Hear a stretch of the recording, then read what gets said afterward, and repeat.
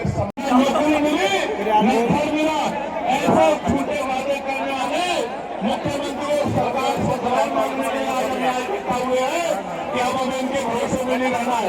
प्यारे साथियों, 69,000 शिक्षक भर्ती में SC/ST OBC के बच्चों में जो SC/ST OBC के बच्चे हैं, पाल प्रजापति, कश्यप, निषाद, राजभर, जाट, गुर्जर, यादव, तमाम जो है वो जातियां, विश्वकर्मा हो, सैन हो, उनके बच्चों के 20,000 पर इसी सरकार ने छीनने का काम किया और हमने इसके खिलाफ आंदोलन करने का काम लखनऊ में किया। प्यारे साथियों, निजीकरण करके सरकारी नौकरियों को खत्म किया जा रहा है और बिजली विभाग का निजीकरण करके पूंजीपतियों को सेठ के महंगे करके गरीबों का खून चूसने का इंतजाम में सरकार कर रही है भारतीय जनता पार्टी। अपनी थी रोजगार को पूछने वाला नहीं।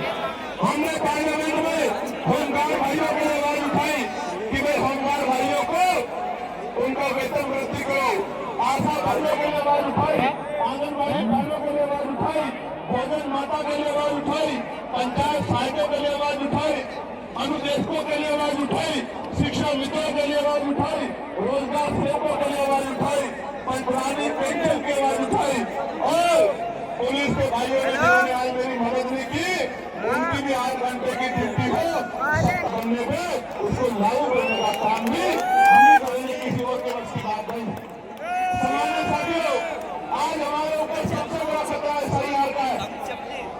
SIR के जरिए बिहार में वोट की चोरी की गई। मैं सरकार को बताना चाहता हूँ, इलेक्शन कमिश्नर को बताना चाहता हूँ, ये बिहार नहीं है मेरे प्यारे साथियों, ये उत्तर प्रदेश है, उत्तर प्रदेश।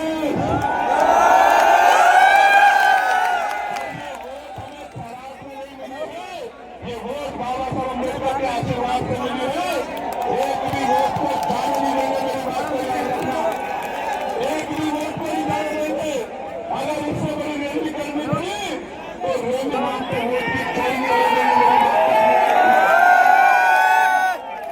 मुख्यमंत्री कह रहे हैं सरकार के डिटेंशन सेंटर बना रहे हैं, मुसलमानों को डराने के लिए कह रहे हैं। इन डिटेंशन सेंटर को ताला लगाने का काम आजाद समाज पार्टी का आश्रम करेगी, मेरी बात को। और यहाँ से जाने के बाद आपको कह रहा हूँ, यहाँ से जाने के बाद आपको कह रहा हूँ कि मेरी कुर्सी मत लगाना, खाद डालने में जाके खाद खेलों के साथ के जरिए एक वोट की चोरी ना हो। नौजवानों की जिम्मेदारी है। 30,612 बूथ हैं आपके 14 जिलों में, 3 मंडल में 30,612 बूथ रक्षक, हमारे वोट रक्षक एक एक बूथ को संभालने का काम करना और खास 1 जनवरी के बाद 2,000 रुपए मिलेंगे, 3,000 मिलेंगे। मैं आपको विश्वास दिलाता हूँ, राजकाज बना लो, हर घर तक रोजगार 50,000 रुपए का पहुंचाने का काम करेंगे। आप ये बताओ, ईवीएम से चुनाव होना चाहिए, बैलेट पेपर से बताओ। तो ईवीएम को बंद करने के लिए भी हम लोग 1 जनवरी के बाद यात्रा निकालने का काम करेंगे, मेरी बात को ध्यान रखिए। SC/ST के भाइयों को लोकसभा तक संसदीय प्रणाली में रिजर्वेशन मिलता है। हम अति पिछड़े वर्ग के लिए भी मांग करेंगे कि उनको भी विधानसभा लोकसभा में रिजर्वेशन मिलने का काम करें। हमारे भाइयों को सीटें मिलेंगी और वो विधायक MP बनेंगे, हमें कोई दिक्कत नहीं होगी। हम लोग खुश हैं कि अति पिछड़े वर्ग के इस अन्याय को रोकने के लिए हमें मजबूती से आवाज उठानी चाहिए। आज हालात क्या है? आज हालात ये है, कई बुलडोजर चलता है, कई मूछे रखने में भी है, गुर्जर भी है, तमाम शेड्यूल कास्ट की जाती है, मुस्लिम भाईचारा भी है। भाईचारा देखो ऑन टॉप निकला है तो आजाद समाज पार्टी वाले निकले हैं, मेरी बात को।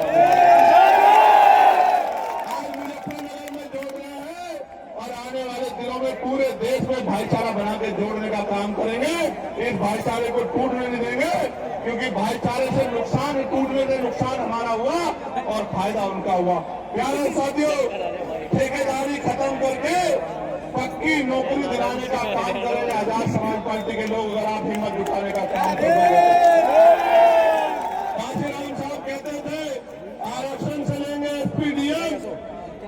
कोर्ट से 27 में सूद समेत उतारूंगा, मेरी बात को याद रखें। यही लगेंगे उद्योग धंधे, इसी तीनों मंडल में लगेंगे उद्योग धंधे, कंपनियां, फैक्ट्री, लाखों नौजवानों को रोजगार मिलने का काम होगा, मेरी बात को आप याद रखना। प्यारे साथियों, बात है उन्होंने भी मुझे ताकत देकर आगे बढ़ाने का काम किया, उनका धन्यवाद होना चाहिए, नहीं होना चाहिए बताएं।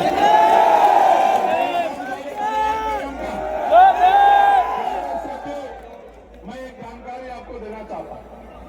एक अधिकारी ने मुझे फोन किया, कहा साहब अंकुशर में हम आपकी सदस्यता छीन लेंगे कोर्ट के जरिए।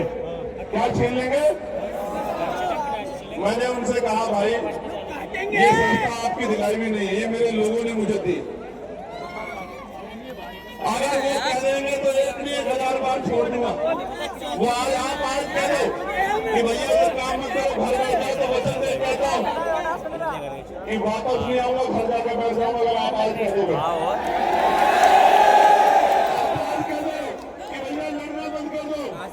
लेकिन इनके कायदे सदस्यता छोड़ने वाला नहीं हो।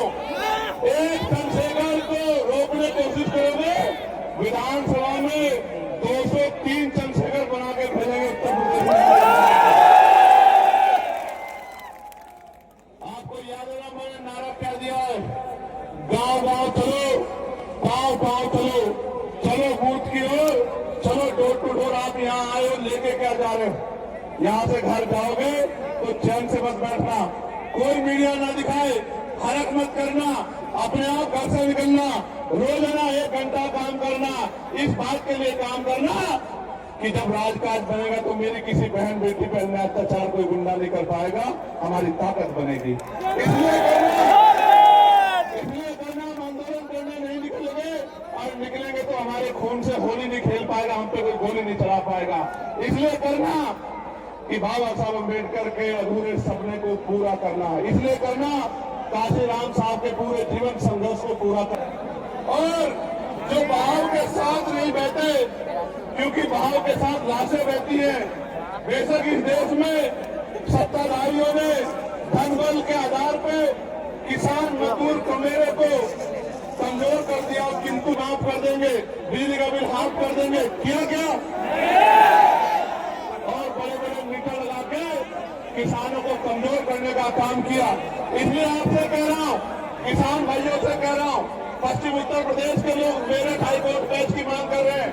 मैंने पार्लियामेंट में आवाज उठाई, एडवोकेट प्रोटेक्शन एक्ट लागू होना चाहिए।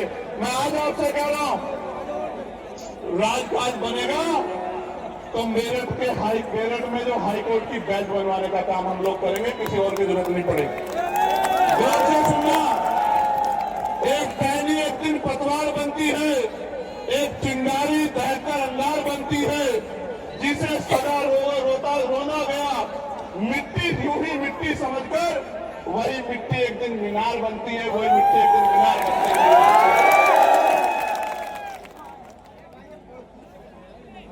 मेरे प्यारे साथियों, आप लोग स्वाभिमानी लोग हो ना?